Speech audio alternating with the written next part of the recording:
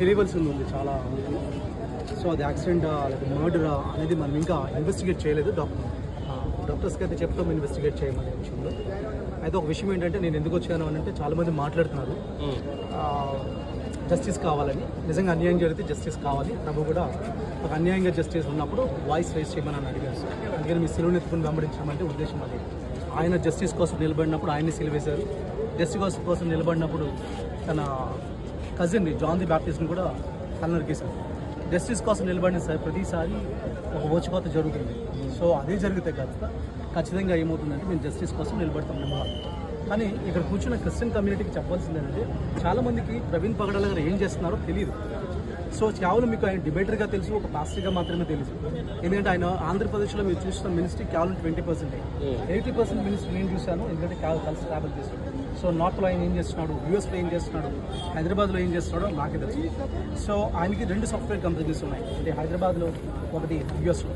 So is CEO of A software company. So ఆయన అంత మాత్రమే కాదు, చాలామంది స్టూడెంట్ ఈవెన్ ఆ సాఫ్ట్వేర్ కంపెనీస్లో దేవుని విలువలతో ఒక సాఫ్ట్వేర్ కంపెనీ అది ఎట్లా ఉంటుంది అని అంటే వాచ్మ్యాన్ దగ్గర నుంచి మేనేజర్ వరకు అందరికీ ఈక్వల్గా ఇన్సూరెన్స్ పాలసీ ఉంటుంది. బాస్ దగ్గర నుంచి వాచ్మెన్ వరకు అందరు కలిపి లంచ్ చేయాలి, సమానత్వం. ఎందుకంటే అందరూ దేవుడు తన పోలికలు చేసుకోవడాన్ని విలువలతో చూపించిన ఒక బిజినెస్ మ్యాన్. ఎందుకు అనంటే ఇక్కడ నేను చెప్పేది ఏంటంటే వాక్యంలో వెళ్తుంది చాలాసార్లు. అదేంటే ప్రసంగాలు ఎక్కువైపోయింది మనకి. వాక్యం శరీరరీతిగా రావడం అంటే ఏంటంటే వాక్యం యాక్షన్స్లోకి రావడం. ఆయన ఏం చెప్తున్నాడు అనంటే మీరు పుల్పిట్ మీద కూర్చొని 1 అవర్ నేను వల్ల నీ పొరుగువాడిని ప్రేమించమని చెప్పేదానికి, నేను ఒక బిజినెస్ చేసి నా కింద 100 మంది ఉంచుకొని నిన్ను వల్ల నీ పొరుగువాడిని ప్రేమించమని ప్రాక్టికల్గా రోజుకి 8 గంటలు చూపించేదానికి చాలా తేడా ఉంటుంది.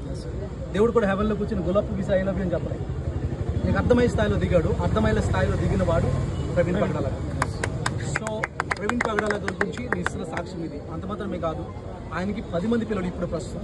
దాంట్లో 2 బయాలజికల్, 8 మంది అడాప్టెడ్. అందరూ కలిసి ఉంటారు. మళ్ళీ ఆర్ఫనేజ్ అని వేరే చోట పెట్టి వాళ్ళని ఇక్కడ చోట వీళ్ళ చోట పెట్టడం. ఇంతకుముందు 14 మంది పిల్లలు. సో ఒక పిల్లలు ఒక స్థాయికి వచ్చి వాళ్ళని మెచ్యూర్ చేసిన తర్వాత వాళ్ళు ఏం చేస్తారంటే వాళ్ళు మళ్ళీ ఫ్యామిలీస్ దగ్గర పంపించేస్తారు, మళ్ళీ కొత్త మందిని తీసుకుంటారు. అంత మాత్రమే కాదు, ఈవెన్ నార్త్లో కొన్ని విలేజెస్లో మీకు పవర్ లేని వాళ్ళ ఏరియాలో ఆయన సోలార్ లైట్లు వేయించారు. ఈవెన్ మీకు తెలుసు పాండమిక్ టైంలో అంటే కోవిడ్ టైంలో మనకి ఒక పాస్టర్గా పేరు చెప్పదలుచుకోలేదు కానీ ఒక పాపులర్ ఒక సెలబ్రిటీ పాస్టర్గా ఉన్న ఆయన 4 కార్లు వేసి 4 బస్సులు వేసి కేసీఆర్ని పిలిచి పెద్ద అడౌట్ చేశారు. కానీ అదే టైంలో ఈయన 18 బస్సులు వేశారు. బట్ నోబడీ నోస్ హియర్, ఎవరికి తెలియదు. ఎందుకంటే నేను చెప్పేవారు, ఎందుకంటే నేను ఉన్నాను కాబట్టి. ఎప్పుడు గొప్పలు చెప్పుకోడు, ఇలా చేశాను చెప్పుకోడు.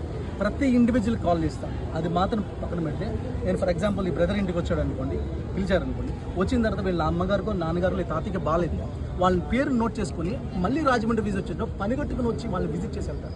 అలాగా వీక్లీ వన్స్ ఒక టైం పెట్టుకుంటాడు, ఒక డేట్ పెట్టుకొని ఆ డేట్లో ఓన్లీ ఓల్డ్ పీపుల్ని తిరిగి వాళ్ళని పరామర్శించి వాళ్ళకి అవసరతలు ఉంటాయి కదా, వాళ్ళ డిజైర్స్ ఉంటాయి. బాబు నాకు పలానా చోటకి వెళ్ళాలంటే ఈయన కావాలని చర్చ్ మానేసి వేరే పాస్టర్ గప్ చెప్పి వీళ్ళు తీసుకుని వాళ్ళకి ఇష్టమైన చర్చ తీసుకుంటారు.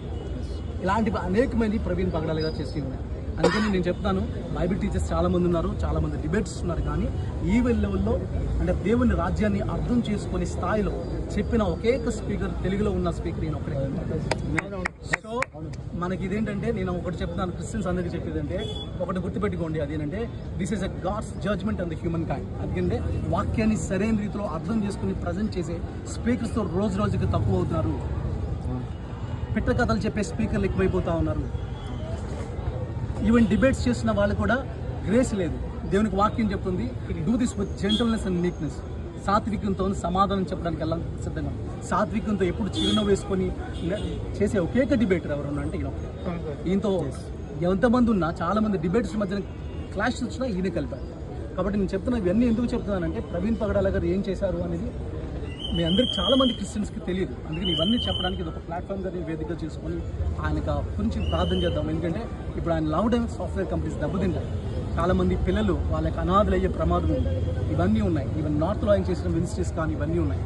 ఇవన్నిటిలో నేను మీనింగ్ఫుల్గా మీరు ప్రార్థన చేయండి, ఆ కుటుంబం కోసం ప్రార్థన చేయమని కోరుతాను.